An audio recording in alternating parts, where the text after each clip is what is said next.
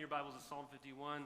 It is great to be with you this morning. There is no place I would rather be than here worshiping with you all. So Psalm 51 is where we're at this morning, and we're going to read this together. Beginning in verse 1, this is what David writes.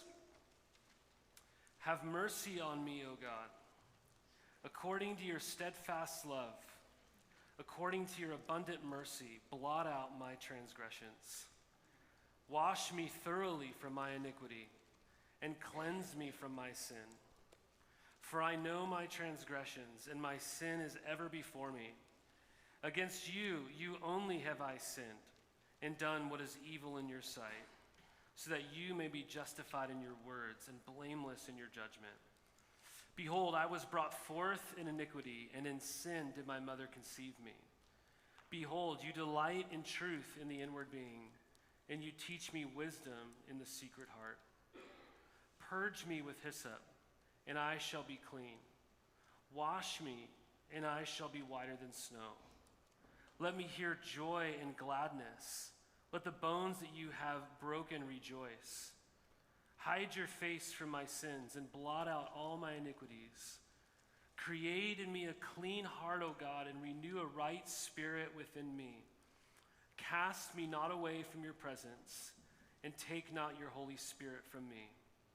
Restore to me the joy of your salvation, and uphold me with a willing spirit. Then I will teach transgressors your ways, and sinners will return to you. Deliver me from blood guiltiness, O God of my salvation, and my tongue will sing aloud of your righteousness. O Lord, open my lips, and my mouth will declare your praise. For you will not delight in sacrifice, or I would give it. You will not be pleased with a burnt offering. The sacrifices of God are a broken spirit, a broken and contrite heart, O God, you will not despise. Do good to Zion in your good pleasure. Build up the walls of Jerusalem. Then you will delight in right sacrifices, in burnt offerings and whole burnt offerings. Then bulls will be offered on your altar. Amen. I think one of the most interesting and impactful stories of fraud that I've heard took place in 1991.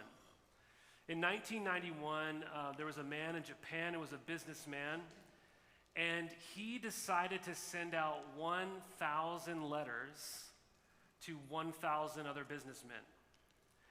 And the letter was really short. It was really brief. It had 2 sentences in it. These letters that he sent out to 1,000 people, all the letter said is this: I know what you've done. Send money. I know what you've done. Send money. He had no idea who these people were. He had no idea about anything in their life. He just functioned with the assumption that people had done something in their life that they didn't want anybody to know about, and it worked. People actually started sending him money. And before they could figure out this fraud case, this man had made a ton of money off of all these people who lived with this guilty conscience. Right? They lived a life where they had something buried within them that they didn't want anybody to find out, that the sheer words of some stranger writing to them and saying, I know what you've done. If you don't want anybody else to know about it, you should give me some money. Right? I wonder how you would feel this morning if you received a letter like that. I wonder how you'd feel this morning maybe if someone, when you leave here today, they just texted you. You didn't know who they were, but they just said, I know exactly what you've done. How would that make you feel? Well, what's interesting is that story is actually really close in proximity to what this psalm is all about. Psalm 51 is a classic, right? But it's a classic for a very specific reason. It's very powerful, and it's very unique in that this psalm, we know the context for why it was written. If you look right under the heading of chapter 51, you see this inscription. It says, to the choir master, a psalm of David, when Nathan the prophet went to him after he had gone in to Bathsheba. Right, so this psalm that David wrote. He's the king of Israel. He's the king that God made a covenant with, saying, from your lineage will come a person that will reign as king forever and ever, an everlasting type king. Right? It's this David. He's a special king, right, in Israel. And yet, one day, he did what kings normally didn't do. You can read about it in 2 Samuel chapter 11 and chapter 12. He did not go out to battle with the rest of the military. Instead, he decided to stay back while everybody went and fought. And as he was staying back and in the comfort of his own home, the story goes that he's walking around on his deck, so as it were, right? And he looks out and he sees a woman named Bathsheba who's bathing. And lust kind of overwhelms him. And he decides to send for Bathsheba, and he impregnates her, and she then is going to have a child. So, oh no, right? Right? She's married to a man named Uriah, who's a really important military person. And so David, in order to cover all of this up, he puts Uriah, her husband, on the front of the battle lines, so to ensure that he will die. And that's exactly what happens. So David is a man who is guilty of murder. He's guilty of adultery. And you could argue in the story of adultery, it could be way worse. It could be a form of abuse of some kind, actually. Right, and so here he is, and he thinks he's covered it up. He thinks nobody knows about this except him and Bathsheba. But God knows. God sees everything, and so God sends to David a prophet named Nathan, which is what we are told right here. And Nathan tells him a story. And the story he tells him is basically of a very rich man with a lot of livestock, a lot of sheep, and one guy who's very poor who has one sheep. And the sheep that he has, he says, is like a daughter to him. And as the story that Nathan tells him goes, one guy comes into town, goes to the rich man. The rich man wants to host this person, and instead of taking one of his own lambs and sacrificing it and feeding the stranger with it, he goes and he steals the one sheep from the other guy. And he kills that sheep and he feeds the stranger with it. And as Nathan's telling David the story, David gets infuriated. He's so upset. The justice meter is riding high. And he looks at Nathan and he goes, that rich man should die for that. That's horrible. And as the story goes, Nathan famously says to him, David, you are the rich man. You are the man, is what he says. And David is overcome. He's broken. And he goes, I have sinned against the Lord. His guilt has come out, right? His sin has come into the light, and he is a man with a broken spirit. And it's through that whole story that he writes Psalm 51. He writes Psalm 51 through this experience of his life. And I know when we're talking about things like guilt and sin and that sort of thing, this is not very fashionable in our day and age, is it? I mean, we've been so well trained by psychologists within the last 100 years. People like Freud, who have said we function in our subconscious, right? And so basically what's happened to you in your past, what your parents did to you, right, or the experiences you've had, that's why you do the things that you do, right? So if you do something wrong, you just blame your parents for it, right? They messed you up. Right? Then you have Pavlov, who comes along and says, we just have these knee-jerk reactions. Basically, whatever your genetic makeup is what's causing you to do the things that you do. Right? So if you ever do something wrong, you can just blame your genetics for it. Right? So basically what I'm trying to say is we live in a time where a lot of us are taught to basically pass the buck. That if we do something wrong, there's somebody to blame. Somebody who's probably long dead and gone. And we can go, the only reason I did that is because so-and-so did that to me, right? This is exactly what happened in the Garden of Eden with Adam and Eve. When they first sin first enters the world, God comes to them. And what do? Adam blames Eve blames the serpent, right? And we just start going down the line. We love to pass the buck. We don't want to deal with our guilt. This is the world that we live in. But the Bible has a different narrative. The Bible tells us that all have sinned and all have fallen short of the glory of God. That would be all of us. which means something really important that let's just point out from the beginning. There is a lot of sin in this room. There's a lot of guilt in this room this morning, I imagine. I imagine there's things that you've done that you've fought really hard to cover up. But the Bible has good news for us this morning. And maybe you're thinking, you're like, I thought this series was called Recapturing the Wonder. Like, where's the wonder? Why are we going to talk about sin and guilt, right? Which, if you're asking that question, good on you, right? I mean, that's probably a natural question that I would be asking myself. But my answer to you is this: our sin and guilt has everything to do with our wonder. Because it is our sin and the guilt that isn't dealt with that robs us of our wonder. If you want to wonder at God, you guys, you need to be honest about your sin. Because your sin separates you from God. Your sin blinds you to the glory of God. And so it's only when our sin is dealt with that we can begin to once again wonder at the glory of God in our life. And so Psalm 51 is really going to help us just down the road here, and we're going to look beginning in verses 1 through 2. We're going to walk through this as a process to basically have our joy restored to us, to use the language of our psalm. In verses 1 through 2, we see that step one in our guilt is go to God. It's go to God. Because what does he say? Have mercy on me, O God, according to your steadfast love, according to your abundant mercy.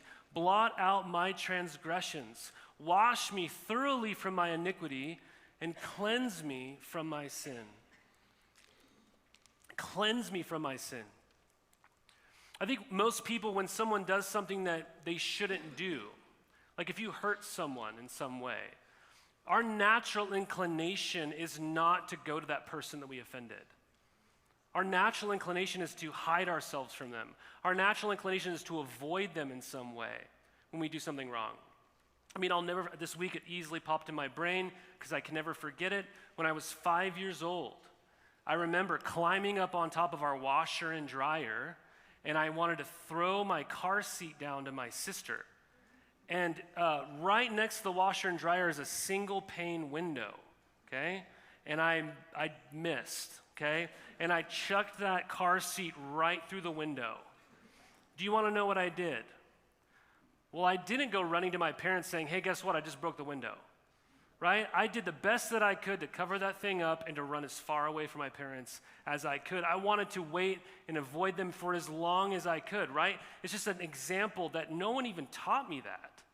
I just, at the age of 5, was like, don't go tell mom and dad, right? You're going to get in big trouble, you know? And my parents are amazingly gracious. Our natural inclination is not to run towards the person that we offended. But that's a scary idea to us. When I say go to God, if you're thinking rightly about your guilt and your sin, that's not something you feel like, yeah, let's do that, right? And so maybe for some of you, that's where you're living at. Maybe you've been living there for like 20 years. I have no idea. Maybe you're going through religious motions and you're showing up, and at some level, you're still stiff-arming God, right? You don't know what you're doing. You're not running far away from him, but you can't really go to him because you don't know what that'll bring. But look at David. He approaches God, and why does he go to God? He goes to God because he knows who God is. He approaches him based upon God's character. Do you see this?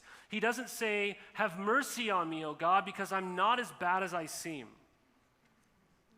He doesn't say, have mercy on me, God, because my intentions are good and I promise I'm going to do better next time. That's not what he says.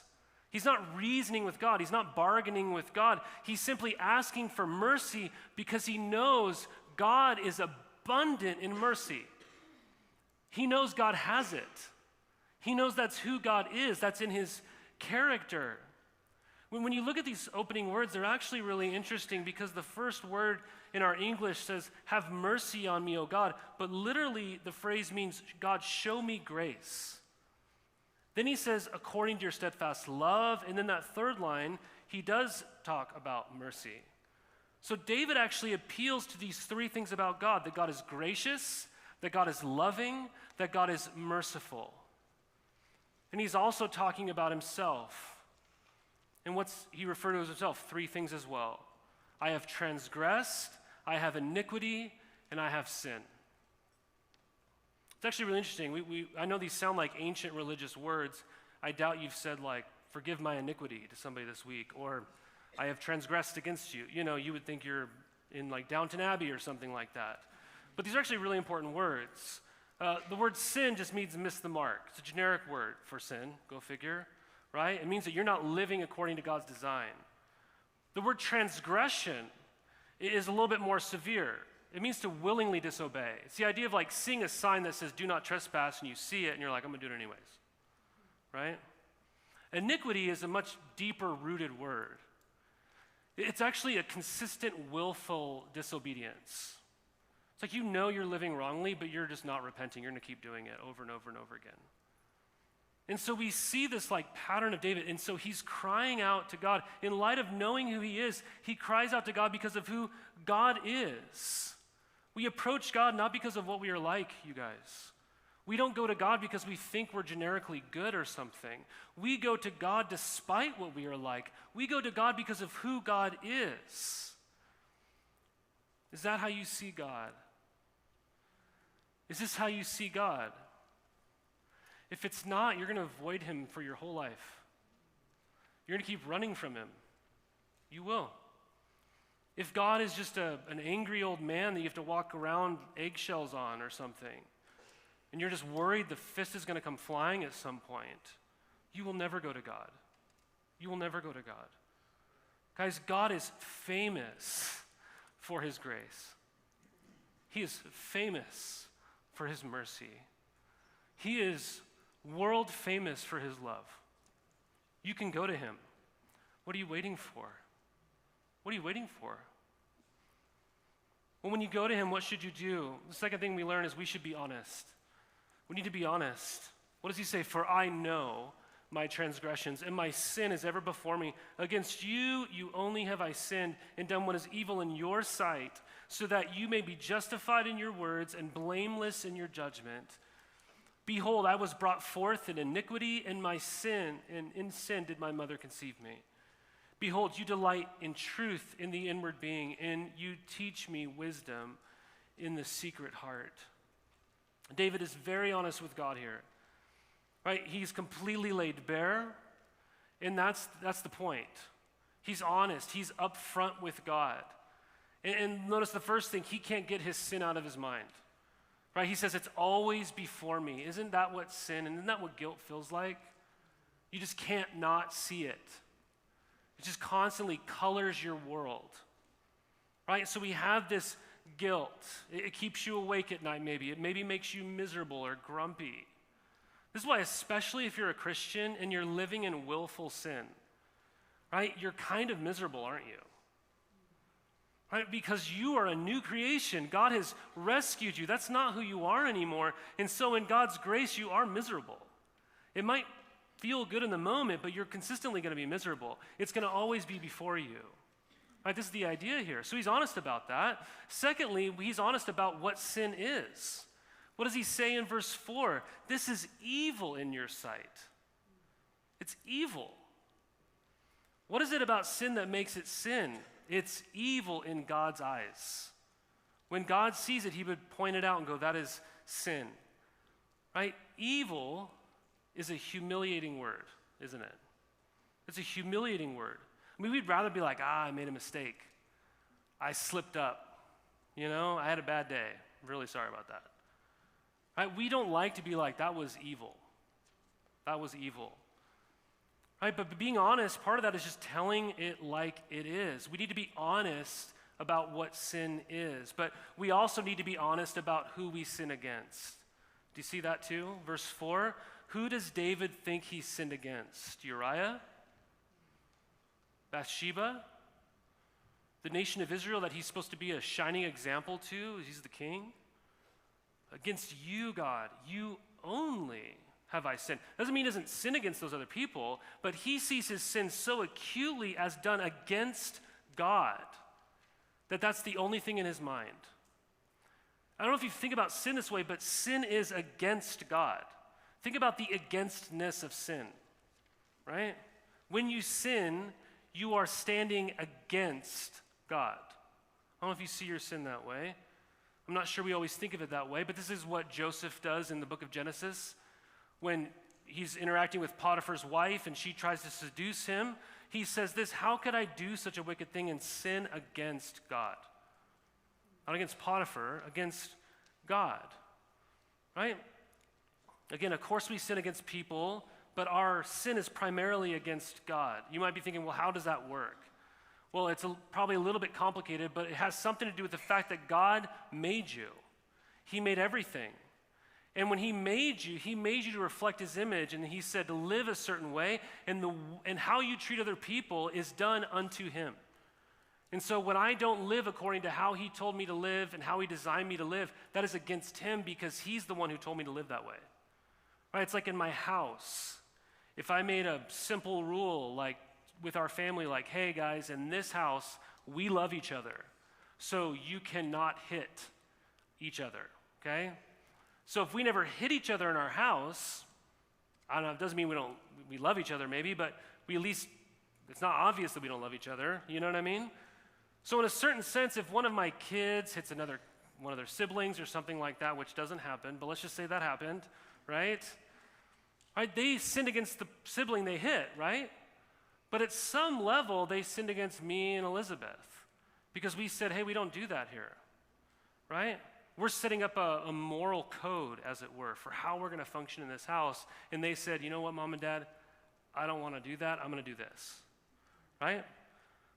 Now, that's like a small glimpse of what this is talking about. This is how this works in the real world. What's right and wrong is according to what God says because we are accountable to him. And what you do with another person is done to God. It's done unto God. And so therefore we're guilty before God. We need God to forgive us. And so we need to be ready to confess to God. And that's exactly what David does. He confesses his sin and then he acknowledges, God, that I say all this so that you may be justified in your words and blameless in your judgment. He's agreeing with God about what is true. He knows that God's judgments, the way that God designed him to live out his life in this world is right. He's telling God that. He's confessing that. So we need to be honest about what sin is. We need to be honest about who we sin against. And lastly, we see here, we need to be honest about the ongoing effects of our old nature. Right, verse 5, we have these two beholds here, one in verse 5, one in verse 6. And we need to remember that this when we confess this to God, that we are not sinners because we sin. David says he sins because he's a sinner. Right? Behold, I was brought forth in iniquity. In sin did my mother conceive me. Right? He's saying my problem is started from my birth. No one taught me how to sin. I have this problem. Right? I just sin. It's because of my birth, you know? I'm born with these desires. So how can we be honest with God? Well, I don't come saying I do this or that and it's out of character with who I am. No, we're learning here that we come and we say it's actually my old nature. It's my old character and that's why I'm doing this. There's still a part of Josh that needs to die still, right? That Christ is at work resurrecting. So we confess this, our sinfulness. But verse 6 ends by showing us how God loves it when we are honest. It says what? He delights in truth in the inward being. And you teach me wisdom in the secret heart. There's a clear focus here on what others see and what God sees. In other words, the scary thing is that we can hide our sin, right? We can portray that we are good. We can cover up our sin. We can live with people in our own homes and do that. If we can do that in our homes, we can definitely do it here in a church. We could definitely do it elsewhere as well. But we need to be honest. Because until we're honest, we can't move forward. I mean, I remember I worked very closely with a married couple in Oregon they were married for 15, 20 years.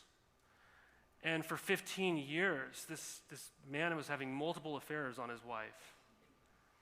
And when it all came out, I met with them, and I'll never forget, she said, I knew it.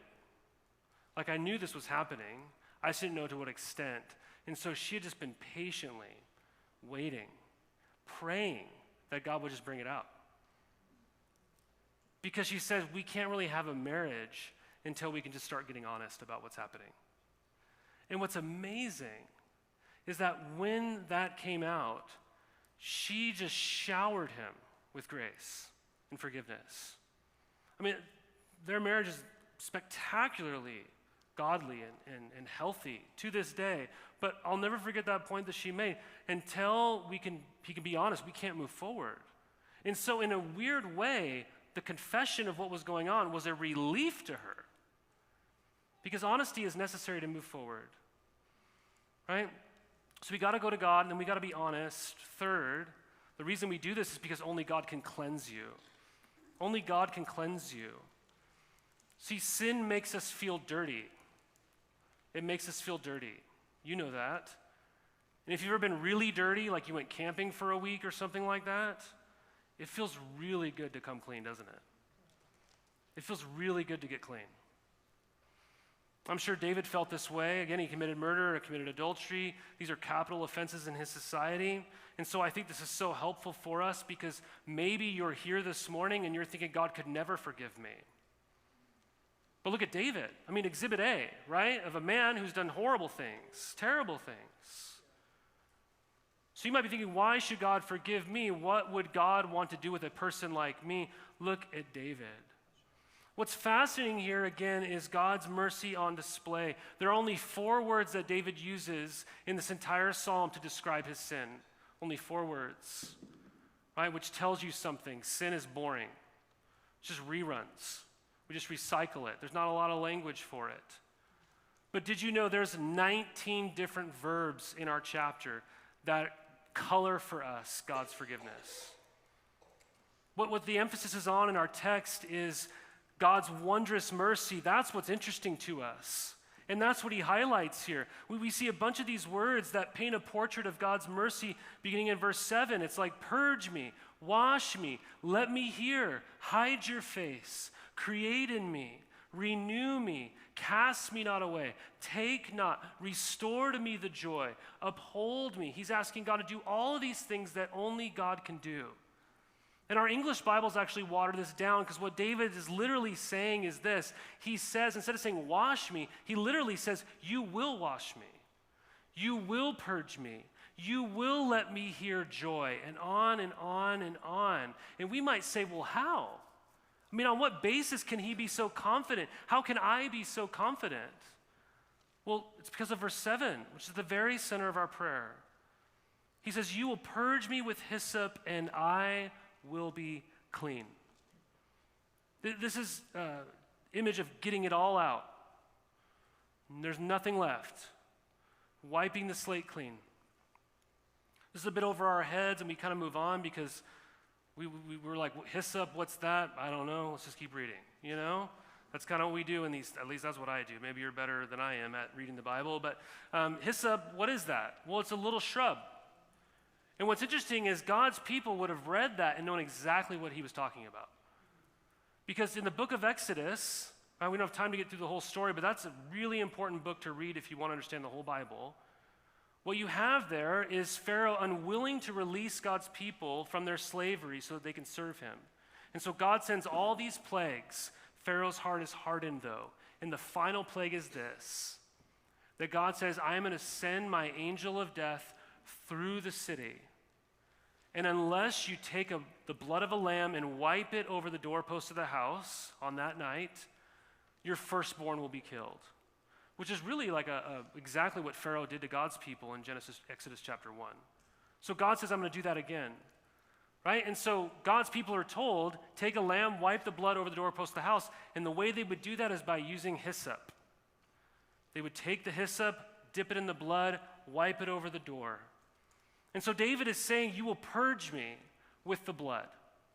You will purge me with the blood. You'll cleanse me because of an innocent lamb that would die in my place. He doesn't think that God's going to just sweep his sin under the rug, that God's going to just let him off the hook. That would make God unjust. So the punishment for his sin, it needs to fall on someone else. But all these lambs, they were not sufficient to purge David of his sin. And they wouldn't be sufficient to purge you of yours.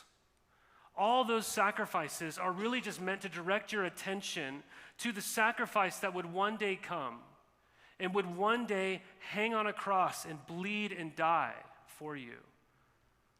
Right? All of these sacrifices are really meant to point your eyes to Jesus, the true sacrifice, who when he showed up on the scene in the Gospels, he is called what? The Lamb of God, who's come to take away the sin of the world. Right? Jesus is really the true king. He's the one that would come from David's line, who would reign forever and ever. And he had no need at one point in his entire life to look to God and say, have mercy on me. Never needed to do that. Never needed God's grace for a second. Right? He never needed to be washed of any iniquity or cleansed from any sin. He knew nothing of sin. He knew nothing of his own transgressions.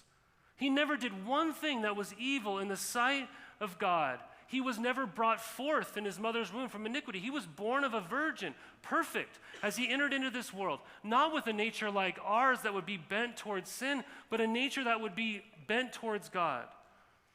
Right? And so he never once needed to say, forgive me, clean me, create in me a new heart, renew my spirit. He never needed to do that one point in his entire life. And so he came and he lived and he was perfect. And he got up onto a cross willingly and he spilled his own blood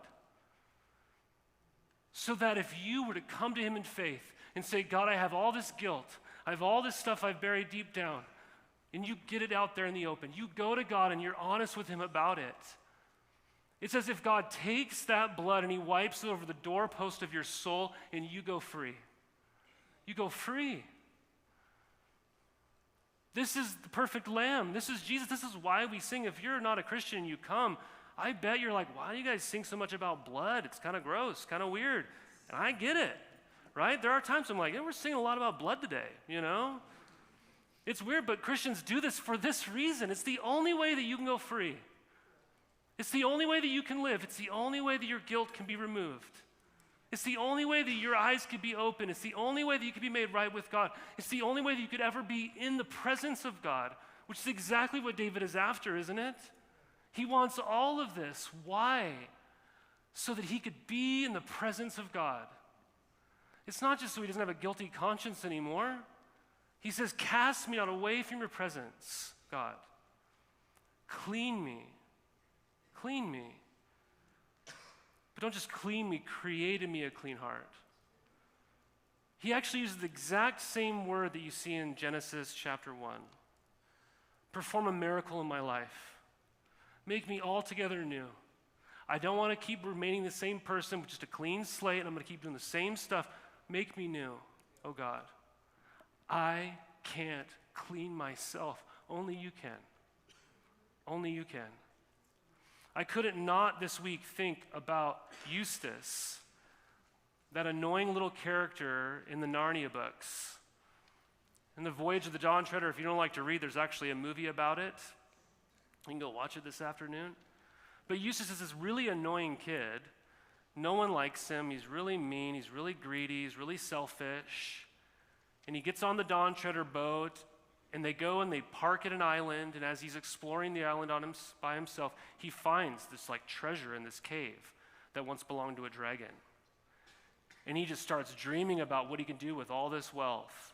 And he starts thinking about how he's going to get everyone back, pay everyone back for all the things they've ever done to him. And he falls asleep. And as he falls asleep, that devilish greed just kind of overcomes him, and he wakes up and he's developed the scales of a dragon all over his body. Right? His lust and his greed and all this sin in his life has just overscaled his body. And now he's got a problem. He despairs because he's like, I can't even get out of this cave now. I'm a dragon, and I couldn't get back on the boat if I wanted to. And so he starts trying to peel the scales off of his body, and he peels one layer off, there's still another layer. He peels another layer off, there's still another layer. He peels another layer off, and there's still another layer, and he just starts despairing. I don't know what I'm going to do. I can't get rid of this stuff. And so Aslan shows up, the famous lion who represents Christ in the Narnia books. And Aslan shows up, and there's a pool that appears, this pool of water. And here's what he says as he's retelling this story later to Edmund, who knows a lot about sin and guilt as well. He says, Aslan said to me in that moment, you will have to let me undress you. I was afraid of his claws, I tell you, but I was pretty nearly desperate now. So I just lay flat on my back and I let him do it. The very first tear he made was so deep that I thought it had gone right into my heart. And when he began pulling the skin off, it hurt worse than anything I've ever felt. The only thing that made me be able to bear it was just the pleasure of feeling the stuff peel off. And Edmund, like one sinner would say to another, I know exactly what you mean. Well, he peeled that beastly stuff right off, just as I thought I'd done it myself the other 3 times, only they hadn't hurt. And there was lying on the grass, only ever so much thicker and darker and more knobbly looking than the others had been. And there was I, as smooth and as soft and as peeled switch and smaller than I had been. Then he caught hold of me. I didn't like that much, for I was pretty tender underneath now that I had no skin on, and he threw me into the water. And it smarted like anything, but only for a moment. After that, it became perfectly delicious. And as soon as I started swimming and splashing, I found that all the pain had gone from my arm, and then I saw why. I turned into a boy again. He had a new heart. He had a new heart. I wonder this morning, guys, do you really want to be changed? This is the pivotal point here.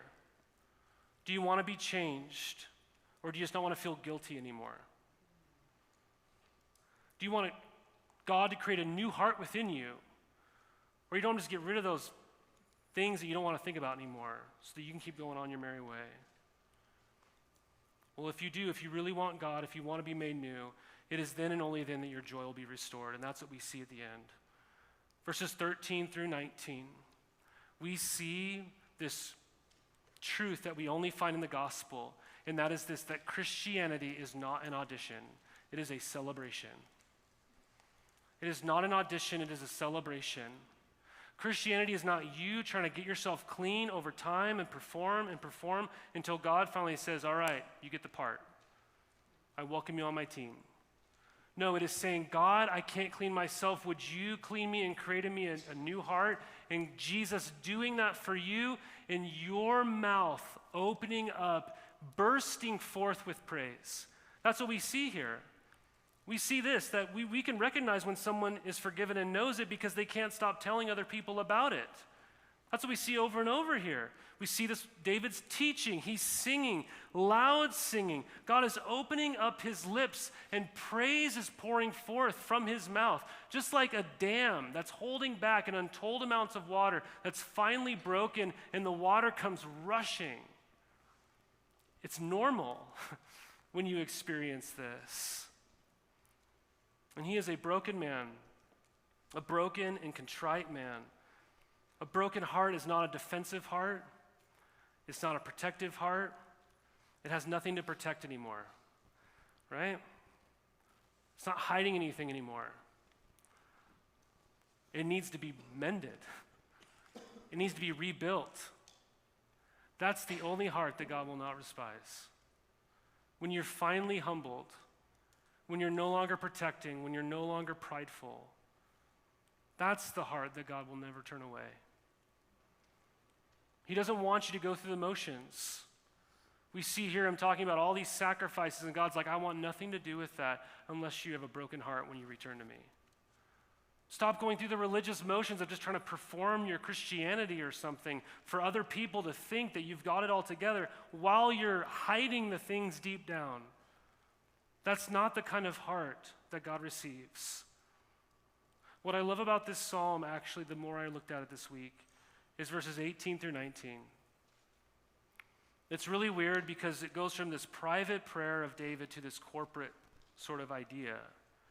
And what we learn is that most scholars believe these last 2 verses were added later by God's people once they returned from their exile and rebuilt the walls. So you know what's happening there then, if that's true. It means that these people were reading David's psalm of confession for their sin for all these years, and then because of their sin, they were exiled. And as they're in exile, I imagine many of them are praying this exact thing. They've taken David's personal prayer and they've made it their own. They've made it their own. I wonder if you'll make it your own this morning. I wonder if you'll make it your own. Well, where does this leave us today? I think it leaves us with this question. It's a really important question. Are we a church? Are we a faith community that wants to have our joy restored? Do you want to have your wonder resurrected?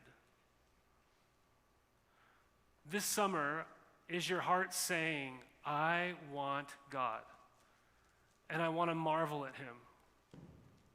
I don't want to go through the religious motions anymore. I want to stop having to cover up and hide my gross inner life. Do you want that? Do we want that as a church? If that's true, if we do, then we have to be a safe place for people to confess their sin. We can't say, look at God abundant in mercy, but don't tell me I have none of it. Oh, God will forgive you, but I never will. God is gracious. I can't be that. We can't just say we're going to be a grace-filled community. We must be a grace-dispensing community. And the more you and I know how desperate we are for the grace of God, the more likely you're going to give it. You will find yourself having the resources to do it. I mean, could you imagine how unique of a people we would be if we were people who were confessing people? If we lived in this world and we didn't deny everything that ever was raised against us. We didn't defend ourselves. We didn't blame other people, but we just owned up to who we are and what we've done. I mean, just imagine what that would be like if we were a community that felt like if we confessed our sins to other people, that we wouldn't get the cold shoulder, right? That we wouldn't get the cringed face or the stiff arm or the, wow, I would never do that kind of idea, right? We wouldn't dispense the shame, but we would dispense the costly grace of Jesus. What would that be like? Well, we'd be a really different community. I tell you, we would be a church filled with wonder. We would be a church filled with wonder. And so here's what we're going to do today. I want you to bow your heads. And I want you to go to God. Not because of who you are, but because of who he is. And I just want you to be honest with him this morning. Go to God and be honest with him this morning. He knows everything. There is nothing hidden from his sight.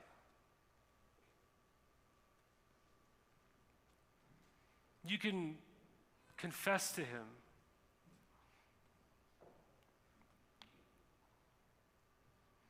And maybe this morning you don't know Jesus. You don't have a relationship with God. You're here for some reason. It might even feel like random or an accident to you, but I don't think it is. David says, I will teach transgressors your ways, and sinners will return to you. Today is the day that you can come home to God. Whether you've been wandering from him and you're a Christian, whether you've been wandering from him your whole life and you've never known him before, today is the day. Today is the day to come clean. He will make you clean. And he can create in you a clean heart